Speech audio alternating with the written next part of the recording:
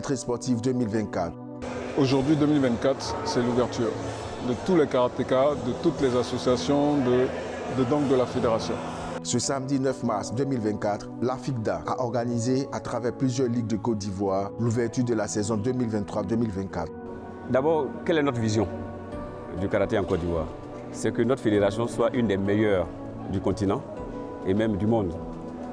Et dans ce cadre-là, il faut que le karaté soit pratiqué sur tout le territoire national.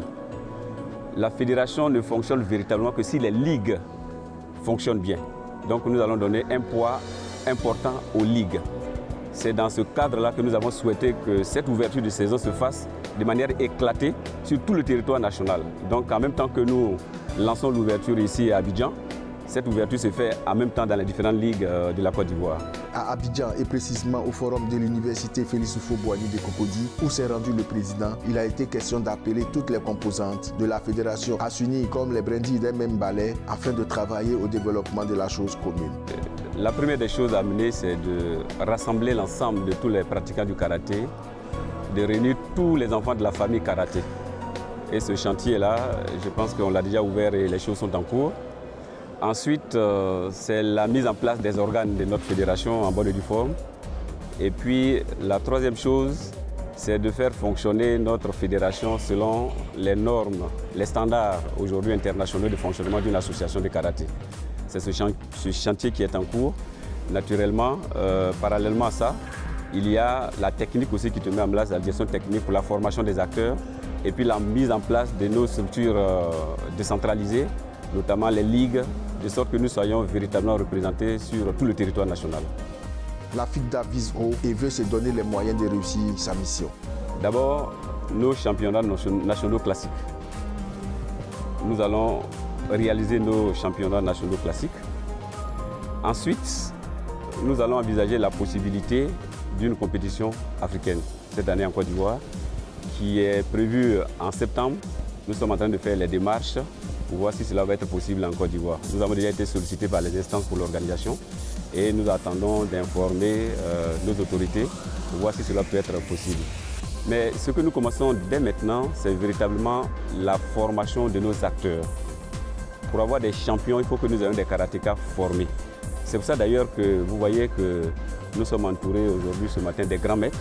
Nous sollicitons les grands maîtres pour la formation de nos acteurs sur le terrain. Et ce chantier-là, je pense qu'il va nous occuper pratiquement pendant la première année. Mais derrière, il y a un gros chantier de réconciliation, de reprise des statuts, de réorganisation pour que nos fondations soient beaucoup plus solides. Donc l'année 2024, ça sera véritablement une année de reprise en main de notre art martial pour préparer 2025 et 2026. Par ailleurs, je voudrais informer qu'en septembre, nous avons été approchés pour organiser les prochains UFAC. Donc c'est une réflexion que nous sommes en train de mener pour voir la faisabilité de cet événement. Et ça sera un événement majeur si jamais nos démarches portent les fruits que l'on espère. Et ça va faire repositionner le karaté sur l'échiquier international.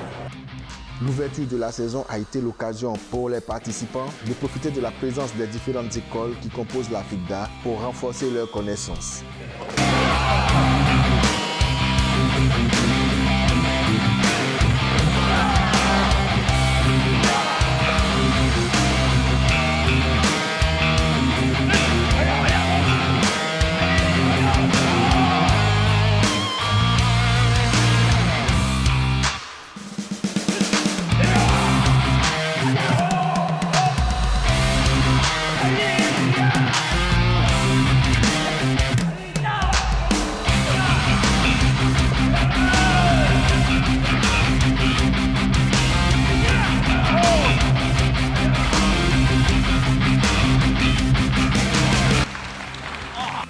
Un partage bien apprécié par les participants. Bon, l'ouverture de saison s'est bien passée. En tout cas, par la grâce de Dieu, nous avons beaucoup appris aujourd'hui.